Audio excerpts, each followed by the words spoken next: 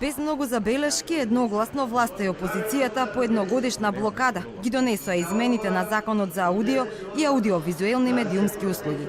Признаа дека решението не е идеално, но е одскочна даска за, како што рекоа, политиката да ги тргне рацете од медиумите.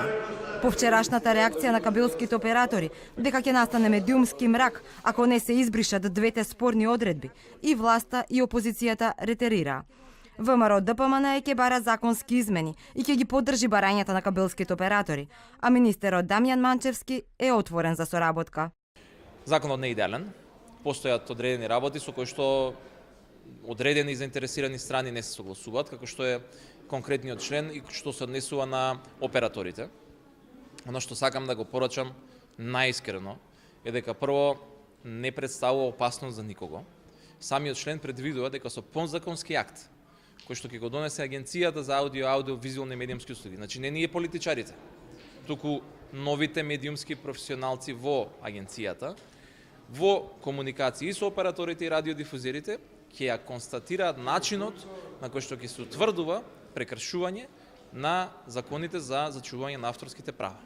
Операторите побараа да се избришат одредбите со кои се наметнува кривична и материјална одговорност за дејство што не го прават тие, како и за одговорноста која преку изјава се бара и од сите директори на стотици телевизии надвор од земјава.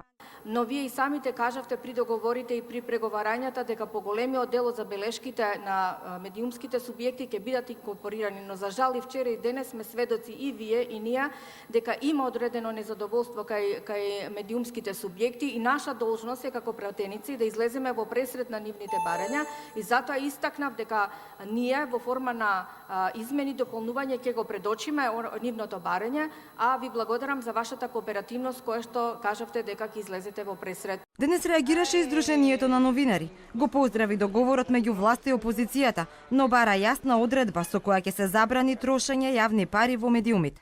Одредбата вели дека институциите нема да предвидат средства во буџетите за трошење во медиумите. Предупредуваме дека ваквата одредба е двосмислена, може да се злоупотребува во идни на институциите да не предвидат средства за медиумите во нивните буџети, но можат да ги пренаменат од други ставки со цел да ги вложат во разни медиуми.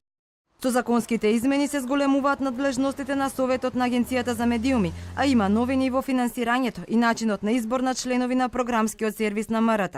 Манчевски вели дека во рок од 30 дена треба да се распише оглас за избор на членовите на Советот на Македонската радиотелевизија и Агенцијата за медиуми, но поради претседателските избори тие ќе се изберат кон средината на годината. Тоа значи дека најавената реформа и кадровските смени во јавниот сервис ќе го дочекаат летото.